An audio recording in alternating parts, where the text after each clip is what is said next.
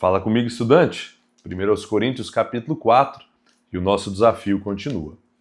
Nós chegamos a um capítulo crítico dessa carta, onde Paulo vai agora se opor a pessoas que estavam depreciando a sua imagem e tentando tirar a sua autoridade. E ele vai, então, se posicionar, porque poderia fazer isso, ele tinha direito de fazer isso, ele era o fundador daquela igreja.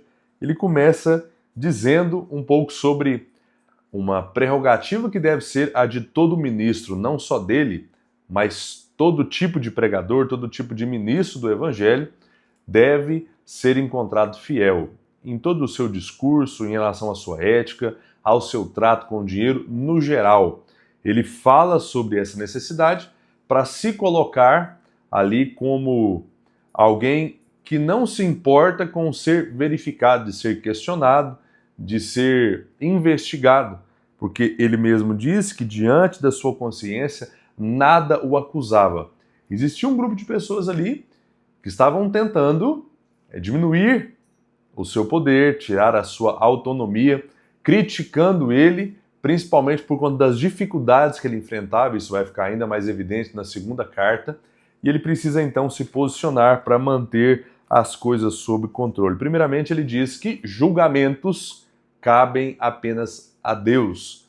Nós não estamos falando aqui de evidências ou de fatos, mas de especulação, muitas vezes de coisas que podem até gerar uma certa aparência de significar algo negativo, algo prejudicial, mas quando nós não temos algo fundamentado, isso não vai passar de um pré-conceito e de um julgamento, muitas vezes sem um fundamento correto, e é aí que nós excedemos no nosso papel. Quando nós temos substâncias para talvez condenar ou poder reprovar alguém, ok. Mas o fato aqui é que estavam inventando um falatório, estavam tentando criar narrativas para diminuir a credibilidade do apóstolo. Então, ele começa a rebater essas questões depois de falar, né, da sua tranquilidade em relação à consciência. Ele começa a tratar a rebeldia daquelas pessoas, apelando primeiramente para o nascimento.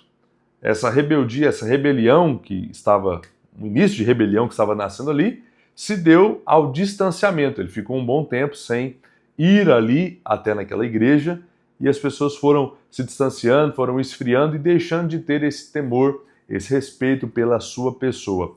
O primeiro apelo que ele faz é ao nascimento. Ele diz: eu gerei vocês, vocês são os meus filhos, vocês só podem desfrutar de salvação hoje, vocês só tomaram conhecimento de Cristo e do que Ele fez por conta da pregação do Evangelho feita por mim. Então, deve existir um certo respeito, deve existir um certo carinho, um certo prestígio da parte de vocês que não está acontecendo e que, pelo contrário, algo que contrasta isso é o que vocês estão manifestando no seu relacionamento comigo.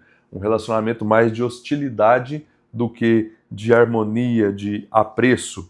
Em segundo lugar, ele apela para o sofrimento enfrentado. Ele faz uma lista aqui de coisas onde ele menciona que foi humilhado, estava sofrendo, passando por dificuldades em favor deles. Então, isso é algo que deveria fazer os coríntios repensarem o seu trato, porque ele só está sofrendo por amor e por buscar o bem por essa igreja e pela expansão do reino como um todo. Em terceiro lugar, ele apela para uma possível visita. Ele diz: olha, vocês talvez não estão me levando a sério por estar de longe, por estar escrevendo. Pode ser que em breve eu esteja aí com vocês. E aí eu pergunto: vocês querem que eu vá com chicote ou com amor e mansidão? Ele tem que usar até mesmo essas palavras que não são tão agradáveis de ouvir, mas aqui se posicionando, assumindo o seu papel, e obviamente ele desagradou algumas pessoas, principalmente aqueles que estavam vivendo de forma contrária à vontade de Deus, estavam vivendo de mãos dadas com o pecado, como nós veremos no capítulo seguinte. Ele precisa falar, ele precisa corrigir, ele precisa se posicionar, e isso significa que nem todos iriam continuar sorrindo para ele, mas ele não está preocupado com isso, porque o seu papel é agradar Deus e não as pessoas. Que Ele nos ajude na continuidade do nosso desafio.